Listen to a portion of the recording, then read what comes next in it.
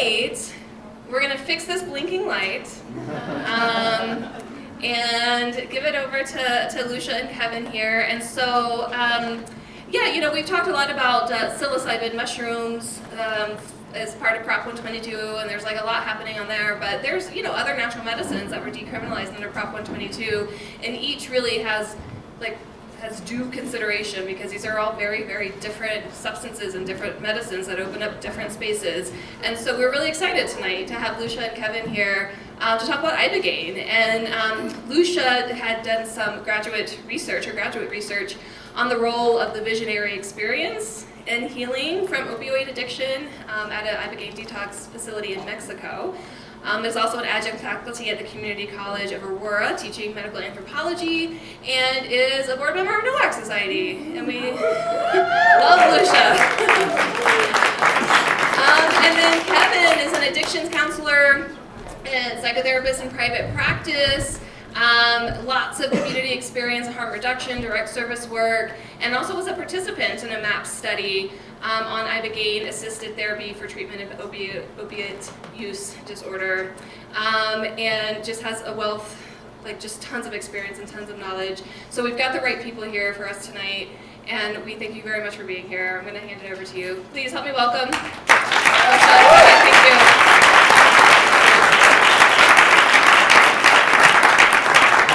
Thanks, Shannon, and thanks so much to NOAC for having us tonight. We're really excited. I suddenly got nervous. And I think part of that is this might be the biggest NOAC Society meetup crowd I've ever seen. So thank you. I know it's for us. It's really an honor to be up here tonight, and part of my anxiety about this topic is it's one that's very near and dear to my heart, and it's a highly complex one. So we're going to do our best, but we decided to start off. I don't have my slides. If I don't have my slides, I gotta go.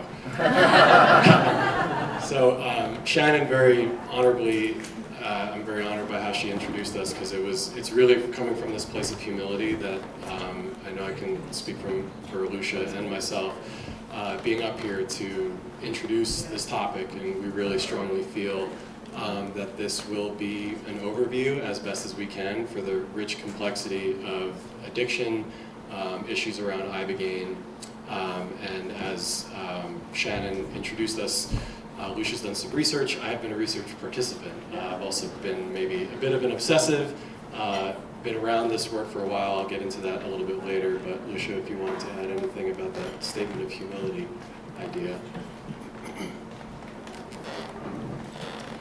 Yeah, so I'll also just mention that I was a 2018 Source Research Foundation grant recipient. And really quick, I will plug that organization. As far as I know, it's the only organization that's dedicated to funding student psychedelic research. So definitely be sure to check them out. I'm also on the application review board for them. They also now provide travel grants to psychedelic conferences around the world, including the upcoming Psychedelic Science Conference in June. So yeah, that's going to be in Denver, so we're stoked on that as well. So just wanted to plug, if that's something, if you have a reason to seek funding to travel to conferences, check out Source Research Foundation. Yeah, so just piggybacking off of Kevin, there's just so much here. There's so much rich history, and there's no way that we can cover everything that needs to be talked about in one presentation. We could talk for a year probably about this. So thank you. Strap yourselves in. This topic, this presentation is mostly going to cover Ibogaine and its awareness in the West. So we're really just kind of honoring the elders and stewards of this medicine in the indigenous cultures in Central or Western Equatorial Africa and modern day countries of Gabon, Cameroon, and parts of the Democratic Republic of Congo. The Bwiti is a whole dissertation in and of itself. The Bwiti, various Bwiti tribes, it's a fascinating, very rich culture that I highly encourage people interested in this topic to look into. because just as a nod to the stewardship of iboga in part of the cultural context of the Bwiti, it's not just an addiction interrupting medicine to them. It's a sacrament, it's a hunter's sacrament, and it's a medicine for healing a wide variety of indications. But as I will tell later, the Western consciousness is particularly around addiction interruption and specifically for opiate use disorder. But before we get into that, we're going to kind of pull back for a 30,000-foot view of the history of modern addiction treatment. So as I'm sure most of us are aware, we are in the midst of a devastating opioid epidemic that's only getting worse. This chart shows the national overdose deaths involving any opioid from 1999 to 2021.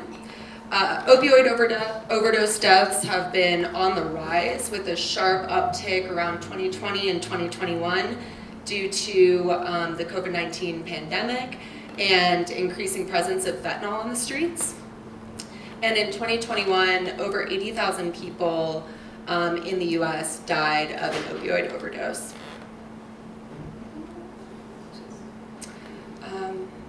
I'll also mention that fentanyl overdoses have become more common, more than doubling between 2019 and 2020 and increasing by 10 times since 2016. And you can see that reflected in the uptick of the yellow line. Go to the next slide. So this slide shows drug overdose deaths by drug type in Colorado from 2000 to 2020. According to the CDPHE, in 2020, 1,477 Coloradans died of a drug overdose. And this is the most overdose deaths ever recorded in the state. Yeah, that's a lot of deaths. This represents a death rate of 24.8 residents per 100,000. For comparison, 15.2 residents per 100,000 died of a heart attack in 2020.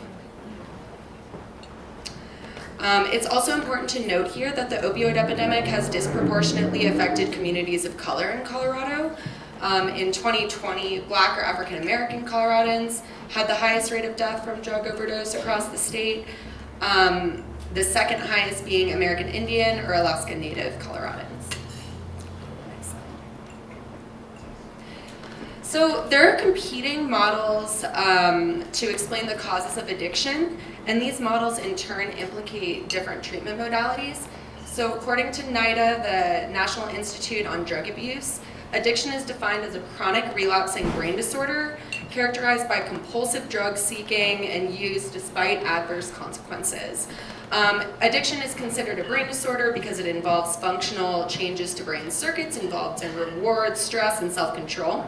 And this brain-based view of addiction was progressive compared to previous conceptualizations that considered addiction to be primarily a moral failing of the individual.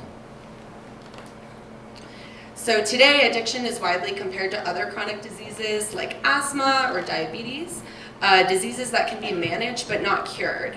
And currently in the US, the main treatment options are medications like methadone and buprenorphine. Medications for opioid use disorder have different mechanisms of action, but they all work to minimize withdrawal symptoms and curb cravings. And methadone is considered the gold standard of opioid addiction treatment because it's associated with reductions in IV drug use, reductions in HIV, and also risky behaviors. And methadone programs are also well established in community treatments around the world. There's also detox and rehab, which usually involves taking one of these medications and then slowly tapering down the dosage. Some people go cold turkey. And unfortunately, the current treatment options are not particularly effective and are associated with high rates of relapse. And as we saw from previous slides, overdose deaths continue to increase with no sign of slowing down. You can go next. So a growing body of literature is pushing back against and complicating the disease model of addiction. In March 2014, Nature published a letter signed by 94 scientists from around the world disputing the previous month's editorial, which presented the disease model of addiction as an uncontroversial truth held by all. And the letter stated that substance abuse cannot be divorced from its social, psychological, cultural, political, legal, and environmental context. It is not simply a consequence of brain malfunction.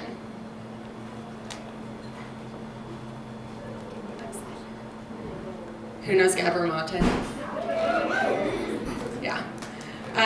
So this idea is also echoed in Tabernathe's book, In the Realm of Hungry Ghosts, where he explains that we're asking the wrong question. We shouldn't be asking why the addiction, we should be asking why the pain.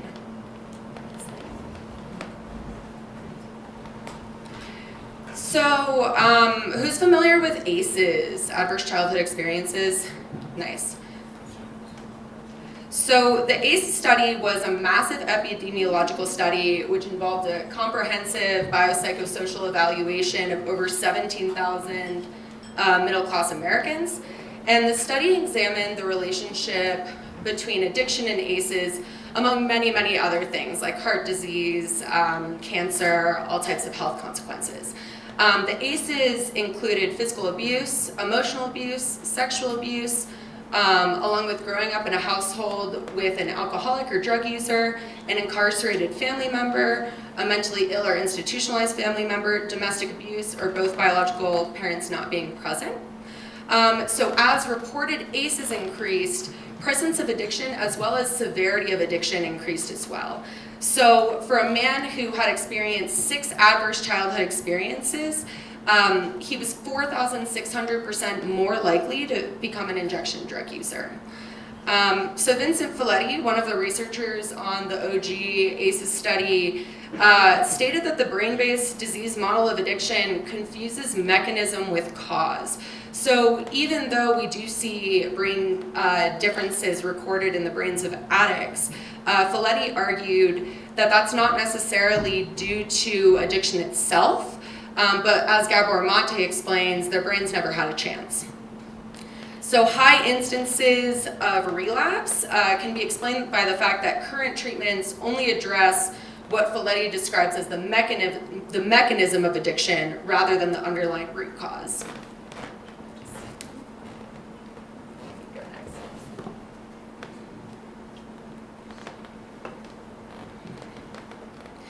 So similarly, psychologist Janina Fisher argues that for individuals who have suffered from trauma, addiction is used as a coping strategy to survive. So basically, drug use worked. She explains, quote, long before substance use becomes abuse, a trauma survivor learns to successfully control her symptoms using her drugs of choice so that she can function in the world. I use the term successfully because to the extent that using drugs and alcohol to manage trauma symptoms works for the survivor, it may prevent suicidality, loss of functioning, social withdrawal, and a host of other problems common to those who have been traumatized. Whatever the precipitant that brings this patient to our office, she will come with some strengths or skills which would not have been possible for her to have developed without having used drugs and alcohol to help her stay stable or stabler. So this idea of just get clean doesn't work for people because it doesn't tackle the underlying root cause of why the pain that's causing the addiction is there in the first place. It's easy to understand in this case why our current strategies for addressing and treating addiction are largely unsuccessful. And so it seems obvious then that a successful treatment for opioid addiction would address not just the pharmacological effects of opioids and help with detox and curbing cravings, but would also tackle and address the root causes of addiction itself. And Ibogaine serves as a promising treatment which may have the ability to do both of these things.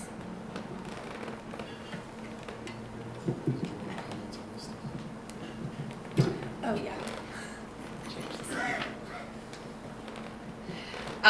So I'll talk a little bit about treatment limitations. So as discussed, the available treatments have high rates of relapse, and only 18% of individuals who have opioid use disorder actually seek out medication. Also, even though we now have this medical understanding of addiction, the punitive nature of addiction is still hegemonic and still really present in our culture. And that's also seen in these like repressive micrologistics of methadone clinics. Things like having to show up at a methadone clinic at the same time every single day, having to pee in front of someone every single time you need to get methadone, take a drug test. These types of micrologistics are difficult for some people, especially if you need to hold down a job and the methadone clinic that's available to you is 100 miles away, which is the case for some people. Stigma is a huge problem. And stigma is one of the main reasons why people drop out of rehabilitation programs. There's also the perception that what's the difference between methadone and heroin really? And the truth is that methadone just has a longer half-life, so you don't get as high.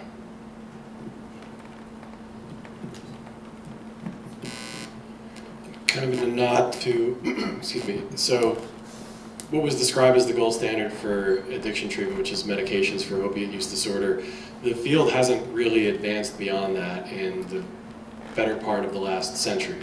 An increasing body of evidence and compassionate care has been self-organizing essentially in parallel to that more dominant mainstream model of addiction treatment through harm reduction. And so this is best exemplified in Denver by the Harm Reduction Action Center, which serves as not just a syringe exchange, but also a place for people to access service for infectious disease screening and just to be treated like a human being.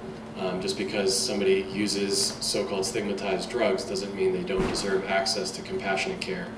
And so it's born out of that kind of ethos of harm reduction that Ibogaine has a development in the West. So the story of Ibogaine really doesn't begin with this man in the top right, obviously, with the history and the Bwiti, but in Western consciousness, Ibogaine is also not particularly new. Ibogaine was introduced in France under the brand name Lamborine during the 30s at around 5 to 8 milligrams of pure Ibogaine, marketed as a mental and physical stimulant, an antidepressant, and for healthy individuals during times of greater than normal physical or mental exertion. If anybody is familiar with the federal narcotics farm in the history of addiction treatment in the United States, it is likely that the US government dosed inmates with Ibogaine at this narcotics farm. But for the purposes of kind of bringing Ibogaine into today, the man pictured above, outside, probably Amsterdam, is Howard Lotsof. And in 1962, Howard Lotsof was, I believe, a film student at NYU and also addicted to heroin at the time, and was involved in the art scene, involved in certain harm reduction peer movements, and just one day, a chemist friend, happened to have Ibogaine and offered a dose for free. And Howard ingested Ibogaine unwittingly, unknowingly, had no idea what to expect. The story that he retold often was that 3 days later, after having this powerful experience, he's walking up the front step of his house in Staten Island, New York, which normally for him was a return home after a bender. And the impression that he would have on his mind walking up these steps is, fuck, when am I going to fix again? When am I going to need to hustle? How long am I really going to be able to rest before I'm kicking again and I have to start up the cycle all over? 72 hours into an Ibogaine experience, he's walking up his front steps and he suddenly stops and realizes, I'm not craving, I'm not thinking about my next fix, I haven't been in withdrawal, and I haven't used. What's this all about? So Howard proceeded to essentially petition anybody and everybody who would listen to him, including researchers, professors, the government. He spent decades of his life attempting to properly develop Ibogaine through FDA-approved channels. He was relatively unsuccessful, though he filed a series of patents and never gave up the fight until the day he died. And I had the honor of meeting him one time in New York City with his wife, Norma. So just a huge debt of gratitude to Howard. This slide is taken off of the Mindbox website, borrowed by the Clear Sky Ibogaine Treatment Facility, and it's a nice little rundown of just how long different companies, different organizations, different groups have been attempting to do something with Ibogaine. The most active period of ibogaine development in medicine took place in the mid to late 80s through the late 90s. This included preclinical investigations exploring potential mechanisms of action for ibogaines to corroborate ibogaine's anecdotal evidence of reducing long-term craving following acute detox. Development was stymied in part by a period of intense patent battles, eventually won out by Dr. Deborah Mash out of the University of Miami School of Medicine. Mash now heads up drug development of iboga derivatives, including noribogaine, with her company DemRx, which is a subsidiary of Atai Life Sciences. But very briefly, if you notice near the lower right, there's a little bubble that actually talks about the National Institutes on Drug Abuse investigating ibogaine. The federal government funded, around the time that buprenorphine was advancing through controlled clinical trials, a period of preclinical investigation with ibogaine, but they halted those efforts after excessively high doses were given to rats and therefore produced neurotoxicity. So they shelved the program in favor of furthering buprenorphine development, which had proven much more safe in the moderate doses that they were using them. But the evidence of neurotoxicity in animal models does not correspond to the typical dose in humans, so it's kind of an old drug war sort of tactic deployed that shelved a promising medication. I mentioned DemRx, also MindMed. We won't be talking as much tonight about the non-hallucinogenic analog of ibogaine known as 18-methoxychloronarinine, or 18-MC. MindMed had purchased the rights to drug development from preclinical research, early phase 1 data from, I believe it was Savant Pharmaceuticals, another small Bay Area biopharma startup, but MindMed somewhat abruptly shelved that program last summer in prioritization of other drugs that they had in the pipeline. So I titled this slide Same as It Ever Was, because after that last slide of about 100 years of marginal development through proper channels, it's kind of the same thing even today. There is somewhat more promising work coming out of the investigations of noribogaine. Noribogaine is an active metabolite produced by breaking down ibogaine in the body and can be discovered in measurable quantities in the bloodstream for up to 3 to 6 months in some cases, which is possibly theorized as credited with reducing long-term craving. So DemRx is primarily interested in developing noribogaine as a more palatable medical intervention than one producing a massive psychedelic experience. That's a great segue, because when I learned about noribogaine, that was actually one of the things that got me interested in my own study. So in 2018, like I mentioned, I got a grant from SRF to fund my fieldwork at an ibogaine detox facility in Mexico. So the primary question I wanted to answer was, what is the role of the psychedelic experience in healing? And what can ibogaine treatment teach us about the limitations of current biomedical approaches to treating opioid use disorder? So during my field work, I was in Mexico for just about a month. I conducted pre-treatment, post-treatment, and 1-month follow-up interviews with 7 individuals. 6 were Americans, 1 was Canadian, and they were all trying to get treatment for opioid use disorder. Some had some polydrug use. The severity of opioid use disorder varied, with the heaviest users using fentanyl, injecting fentanyl multiple times a day. My study participants ranged in age from 27 to 56. So ibogaine facilities around the world exist on a spectrum from super uber medicalized to more psychospiritual or Bwiti-based facilities. The site that I conducted my field work at was on the hyper-medicalized end of the spectrum, where the medical director actually actively distances the facility from more psychospiritual treatment centers.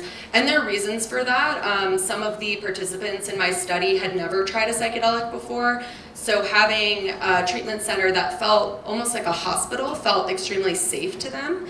And Kevin will talk more about why it is important to have trained medical staff on site whenever you're doing ibogaine. So at this particular treatment center, detox was considered the primary effect, and the psychedelic experience was considered only an epiphenomenon or a side effect. I really couldn't get the medical director to talk much to me about the psychedelic experience. I pushed and pushed and pushed. And anyways. Okay, next. Thank you. So even so, Ibogaine is an extremely powerful psychedelic. So OG Ibogaine research, Kenneth Alper, who Kevin is also friends with. He's friends with like everybody in the Ibogaine world somehow. Alper designated 3 different phases, subjective phases of the Ibogaine experience. The first is a waking dream state, and some individuals who I interviewed describe this state as being more real than this reality. And during this phase, addicts often return to moments when underlying causes of addiction began. Phase 2 is an evaluative phase where folks often get insight related to the underlying causes of their addiction and can work to process some of the images that they just saw during their experience. And phase 3 is just a mild residual subjective arousal phase.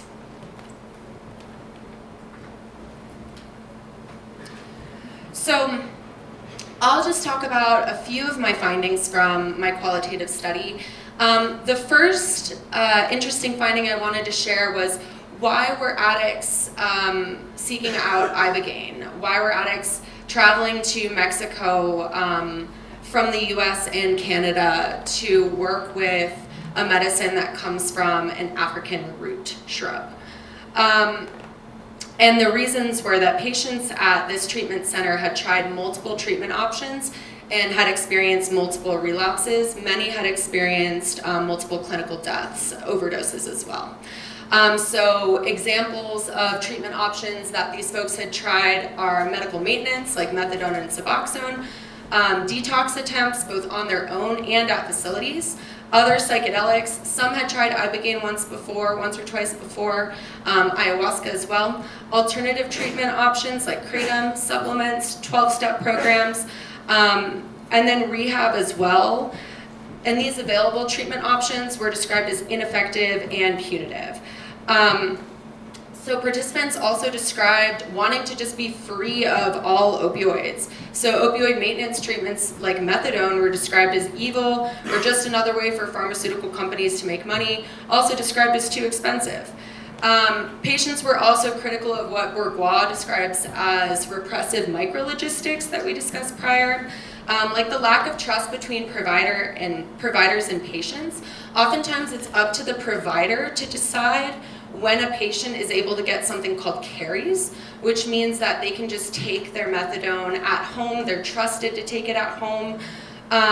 During COVID, this changed a bit. It became a little bit easier to get carries. Patients also struggled with drug tests, daily visits.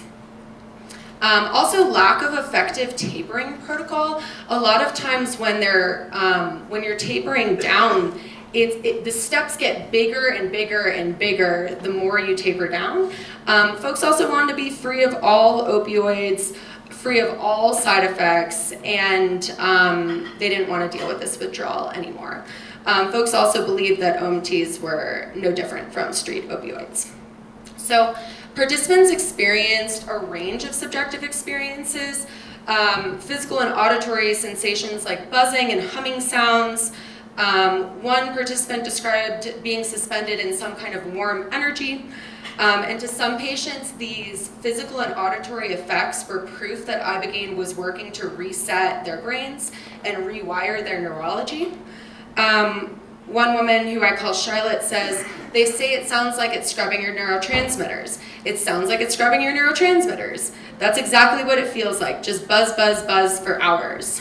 One other participant described the experience of addiction getting cooked away and leaving the body. So people are actually having these physical, phenomenological experiences that addiction is leaving.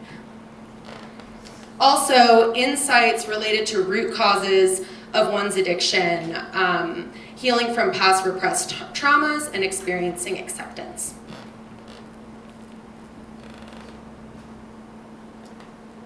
So, I'm gonna take a drink of water. I'm going to share this story about a participant who I call Ethan. He was definitely one of the heaviest users in the group of participants who I interviewed. He had experienced multiple deaths and also had a failed suicide attempt where the bullet somehow got stuck in the gun. He still has the bullet. So I'll share his story. And this is in the Ibogaine space. So he says, I'm in my house and I'm looking around and I'm like, wow, this is super surreal because I was in my house. And then I walk in. I'm walking around and I walk into the bathroom and I see myself laying on the bathroom floor dead. I'm looking from my live eyes right into my dead eyes. And there's like a needle hanging out of my arm. Spoons all over the place, paraphernalia, just all the bullshit that comes from that lifestyle. And I'm like, fuck this bullshit. And just when I thought it couldn't get any worse, I'm sitting there and I lay down with my dead self and I'm staring straight into my own eyes, like I said, from my live eyes to my dead eyes. And like I said, just when I think it can't get any worse, I turn around and there's my fucking fiance. And she's there to find me dead. And then after her comes my mother, my father, my uncle, my aunt, my grandmother, my grandfather. They're all walking in to find me in this absolute mess of a pile of drugs and with like needles in my arm and shit. And there I am, boom. So after that I get up and I have to experience the funeral. Them finding me dead from an overdose, and then I say laughing, dude, this is like, and all this is, side note I guess, this is all in like, not just like in a third dimensional kind of how we're seeing things as we're speaking right now, but more of a fifth dimensional type of thing where it's like, like, what's the best way to explain this? It's so hard, just all of it. Everything, you could see it all at once. It wasn't like one perspective. It was like a perspective from a billion different angles. And after that, first I experienced my funeral. And not only did I see it, but every single person that was at that funeral. I didn't just see it, but I felt everything that every single person was feeling at the exact same time. So that empathic part of me came through and I just started fucking shedding tears, man. I was like a leaky faucet, man. So that happened. And then the next death happened. And that was me with a gun in my mouth because literally a month before I tried to commit suicide with a 9mm, but the thing stovepiped when it was in my mouth and I still have that bullet. But the next one was them finding me with my head blown into fucking bits on the wall, same situation. Then my funeral and all this shit comes along and all that. And then the third, number 3, boom. I came back into this amazing setting and the life that I was living had stopped. I had gotten well. And the next thing I saw was a visual of me and my fiance standing in front of the house, white picket fence, and I got 2 kids. And I grow old and die of natural causes. So the last time I spoke with Ethan, he was sober, working, he recently got married, and was a father figure to his wife's son. And quickly, I just want to plug this idea from Schoenberg of this, of moving from drug efficacy to experience efficacy. So especially in the case of Ibogaine, we can't just understand Ibogaine as a detox medication. We need to understand and assess Ibogaine from the perspective of experience efficacy. Because folks like Ethan have these incredibly powerful experiences. And if we're well prepared before Ibogaine and well prepared after Ibogaine to integrate, these experiences, the subjective experience in the Ibogaine space, can also serve to heighten the addiction disruption effect of the drug. And briefly, I just want to mention one last story. And this is from someone who was at the clinic just for detox. And when I reached out to him for a 1-month follow-up interview, he never responded, which didn't seem like a good sign to me. So Seth says, I don't know. I had a lot of visions, but I don't remember any of them. I say, none of them? Seth says, not really. They were all just so weird. Yeah? Was it just nonsense stuff? Well, there was stuff with my family and all kinds of stuff. I just can't remember. And it wasn't as vibrant as I thought it was going to be. I thought it was going to be more colors and shit. Classic. And I said, when we talked last, I'd asked if you had any intentions about going into the treatment. And you were like, no, I don't, but I probably should. Did you end up coming up with intentions? He says, no, I didn't. I totally forgot.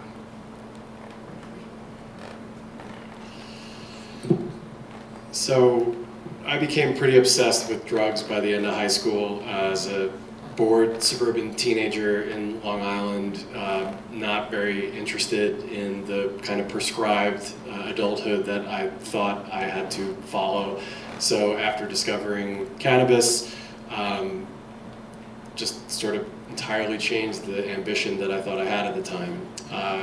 Side note, that also initiated the progressing addiction that would catch up to me eventually. But I certainly qualified for a cannabis use disorder by the end of high school, just a year after experimenting casually. I'm selling weed in my high school, getting arrested, getting in trouble, but as the benefits of privilege and some of the luck that I had, stayed out of trouble, always managed to wiggle out of it. But by the time I went to college, I became very interested in trying to see how I could put together potentially a career out of this. And for those that have been following psychedelic research for a long time, you know that back in the mid-2000s, there wasn't a ton to do, especially as an undergrad, especially as somebody who really didn't know what the hell they were doing.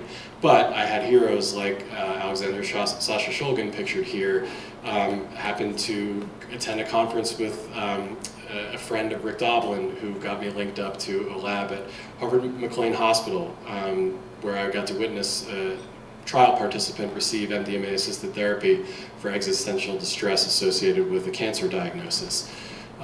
So I really felt like I kind of peaked very early on in college, and as a result of that interest, I also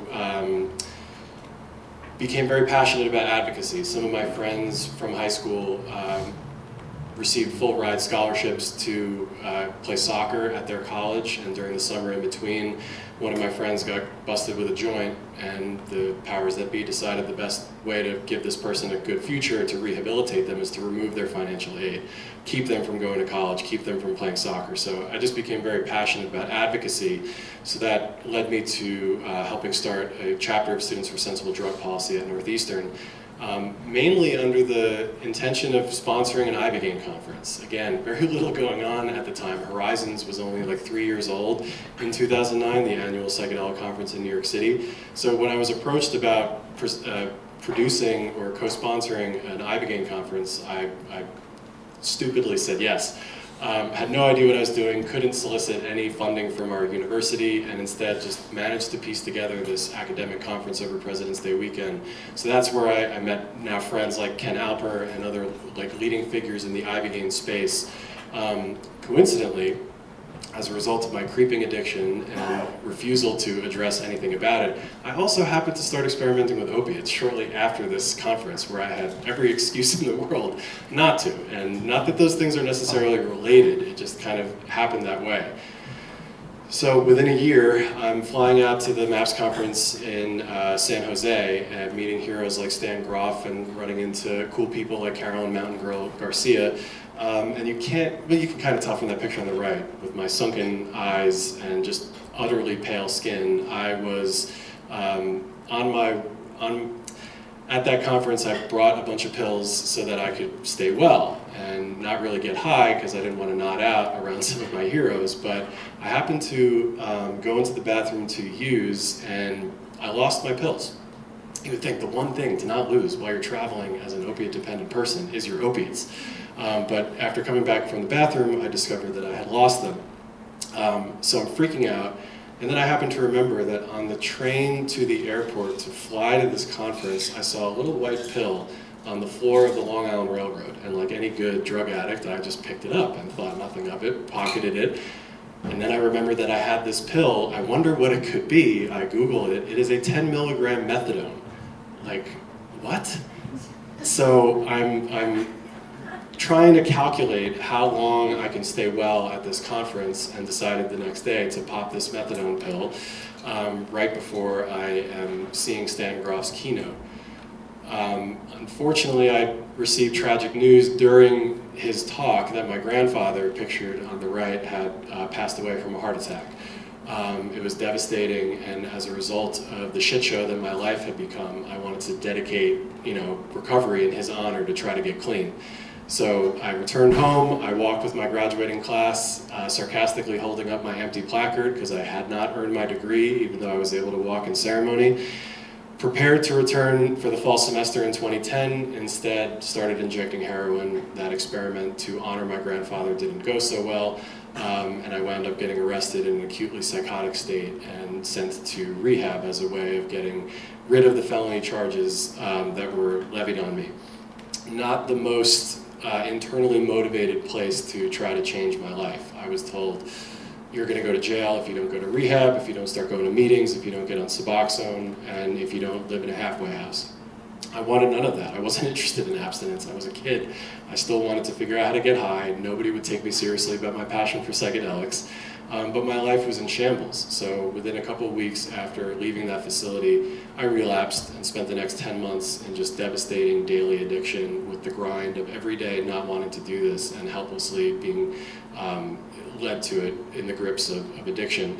Eventually, my mother compassionately intervened one night. She had been attending Al-Anon meetings, which gives the guidance of tough love, quit enabling, all that kind of nonsense. And rather than listening to that kind of recommendation, she instead just asked me, like, are you okay? Like, what can we do to help? I'm so sorry that you seem to be suffering so dearly. I said, yeah, I need help, I'm using, which those words would never come out of my mouth to my mother. I would lie, avoid, make up any excuse to not just tell the truth. But in that moment of unconditional love and support, I let go of all of that and told her I needed help. And then I said, I want to do Ibogaine. And I said, I know that that's a bold step for you to want to support because I need you to pay for it. But to live up to my end of the bargain, I will then go to this halfway house in South Florida. I will do the 12-step program. I will work the steps, kind of like a junkie plea. Just give me what I want and I'll promise anything and everything. That week I won't recount, but it was probably the worst week of my entire addiction, waiting for the flight to San Diego to get picked up and brought across the border.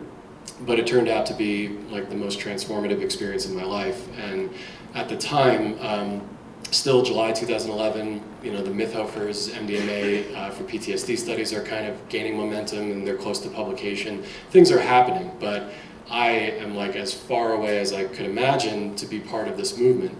Until I happened to meet the principal investigator, Tom Kingsley Brown, of the observational study that Shannon mentioned in my intro on the way to this clinic.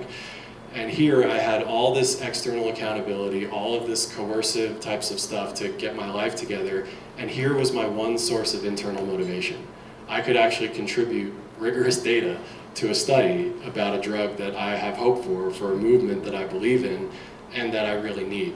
So I'm very sympathetic to Seth's lack of intention going into his testimonial of his Ibogaine experience, because my intention was, I'm broken.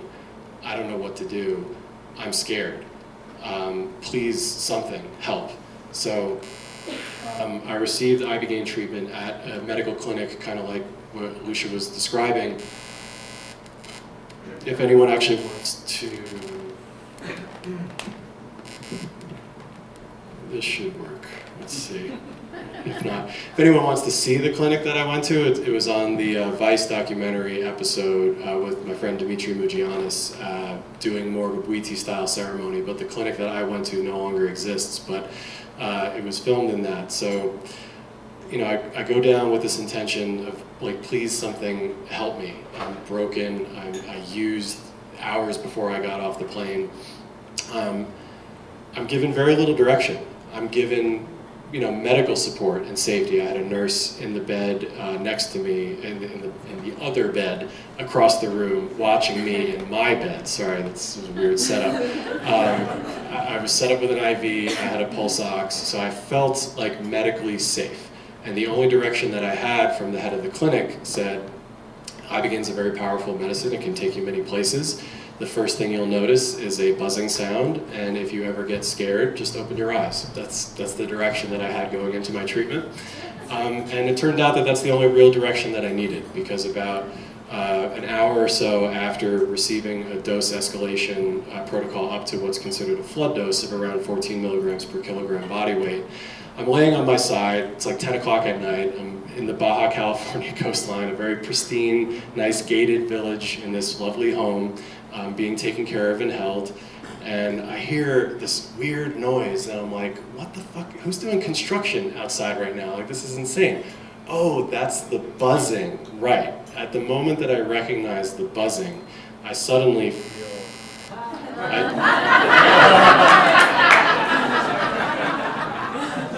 Thank you, Iboga. The moment that I hear the buzzing, and recognize it for what it is, I get this profoundly blissful, overwhelming rush of energy begin right at the center of my chest and quickly fill all corners of my body.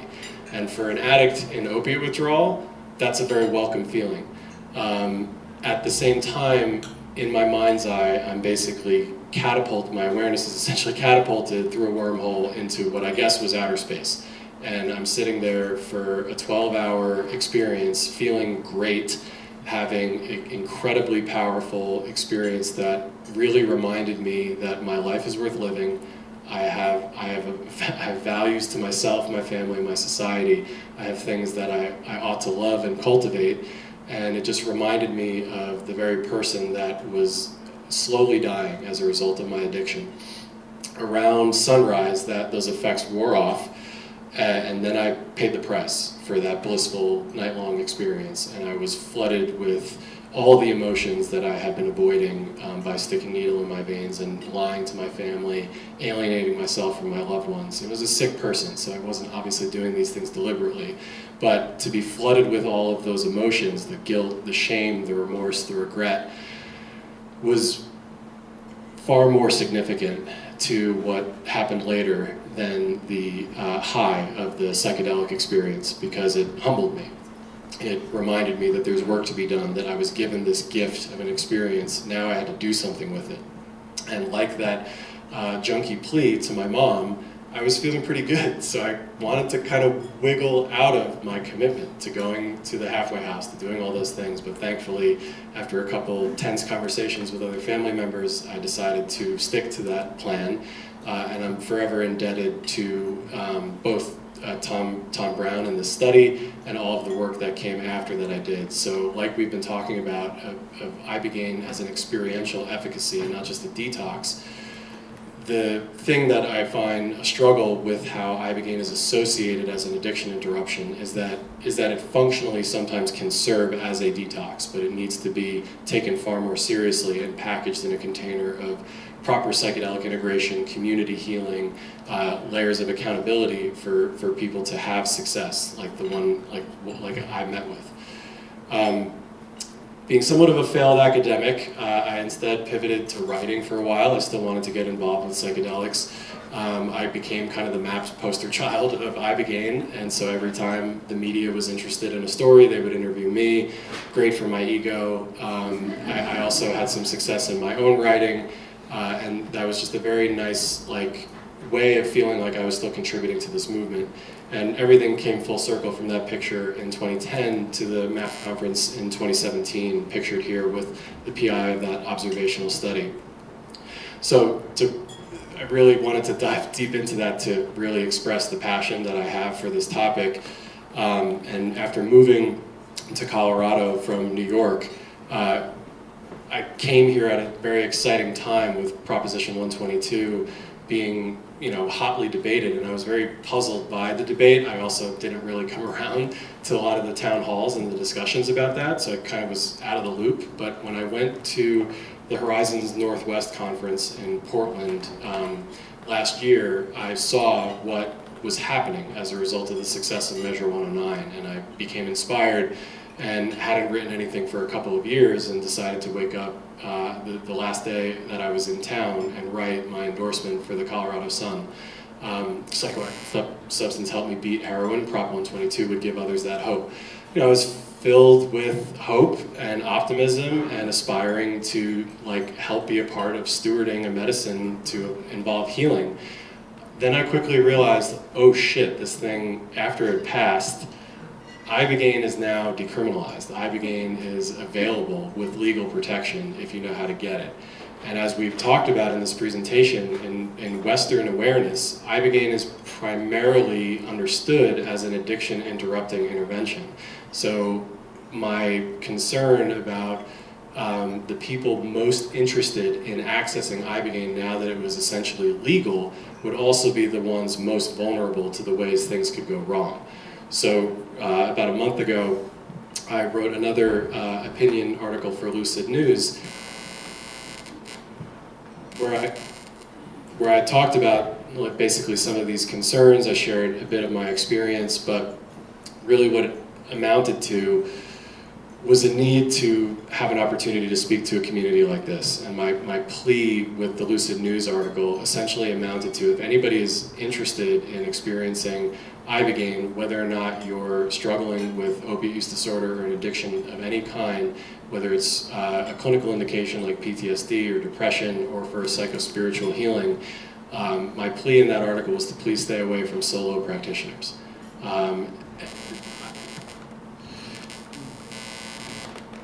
Time to give up? Maybe. Let's just give up. So part of that plea that I was going to get to the point of this presentation where I was joking with Lucia is meant to make everybody's eyes glaze over. I highly recommend a follow-up to people interested, because I'm definitely not qualified to talk about all of the medical specifics that go into proper preparation and adequate oversight and monitoring. But the Global Ibogaine Therapy Alliance, which was a nonprofit that kind of teetered lately, I'm not sure what their existence is, but one of their biggest offerings that they develop is clinical guidelines. And in those clinical guidelines is a very humbling document which contains extensive recommendations for how to make sure that people, anybody who's going to receive an Ibogaine treatment, have proper preparation and screening, have substantial medical tests ahead of time, a complete physical, blood panel, be mindful of all types of other considerations around psychiatric conditions, pre-existing heart conditions, respiratory issues, severe chronic GI. It's not for the faint of heart, literally, and it's also not the type of medicine that plays well with complex medical conditions or contraindicating medications. So the drug interactions are significant. Like I said, the people most interested in Ibogaine treatment are going to be those most desperate for it. And so my strong recommendation is to be very humble about this, extensive training, extensive respect for the medicine, and extensive knowledge and understanding of what it's like to treat people in addiction, in the depths of addiction that they're struggling with, like I was. Thank you.